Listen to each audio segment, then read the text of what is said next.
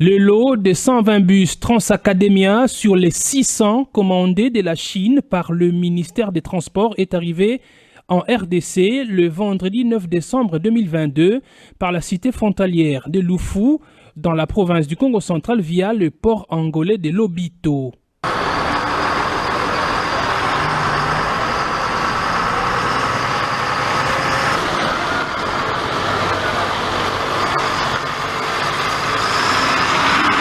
À l'entrée des bus en RDC, les Congolais présents sur place ont scandé des chants à l'honneur du président de la République Félix Tshisekedi, initiateur de ce projet en faveur des étudiants et que son ministre des Transports, Chérubin Okende, matérialise.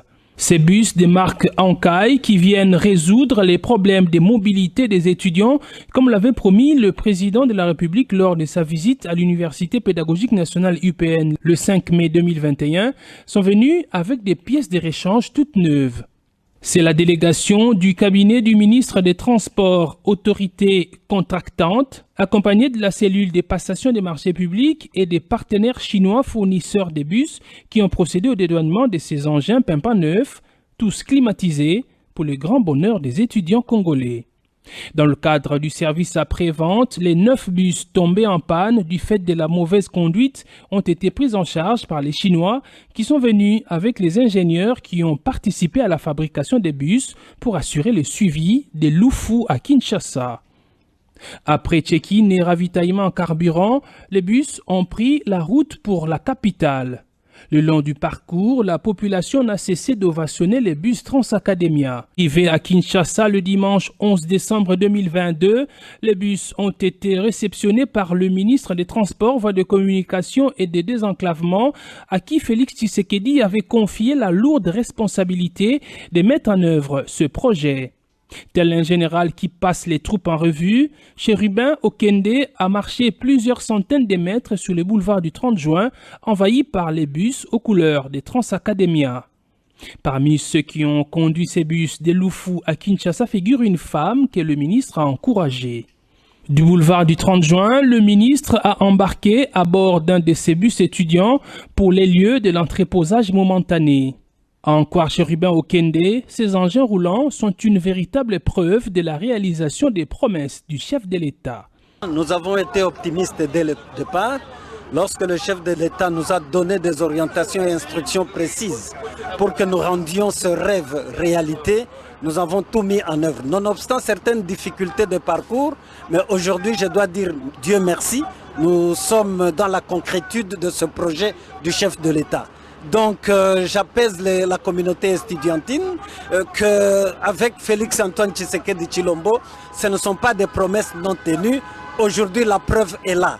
Donc il y a lieu que nous puissions positiver cette première expérience, que nous accompagnions Transacademia jusqu'à sa maturation, son opérationnalisation concrète, et cela sera dans l'intérêt supérieur des étudiants. Ne pas oublier que pour Félix Antoine Tshisekedi Tshilombo, les étudiants sont les responsables du pays de demain. C'est au Palais du Peuple, ces lieux où Félix Tshisekedi avait lancé Transacademia, que les bus ont été conduits pour y être stockés avant de rejoindre le dépôt définitif. Le ministre des Transports s'est entretenu avec les conducteurs venus des Transco pour cette mission, avec les techniciens de ce même établissement qui accompagnent la naissance de la société sœur Transacademia. Eux qui ont fait preuve de patriotisme et d'abnégation malgré les appels au sabotage des bus leur lancés depuis Kinshasa par ceux qui combattent les actions du chef de l'État. Qu'aucun intérêt personnel ne peut être placé au-dessus de l'intérêt national, les conducteurs ont fait amende honorable.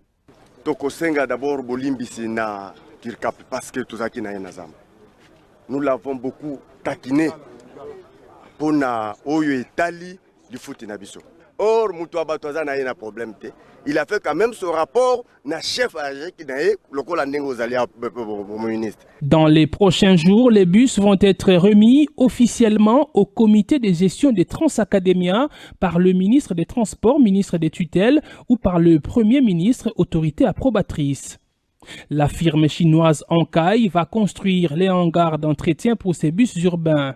En outre, comme le prévoit le contrat avec le ministère des Transports, Ankai va installer une unité de production de bus Made in RDC à la zone économique spéciale de Maluku. Les matériels pour ce faire sont déjà rassemblés dans les conteneurs se trouvant actuellement au port de Matadi.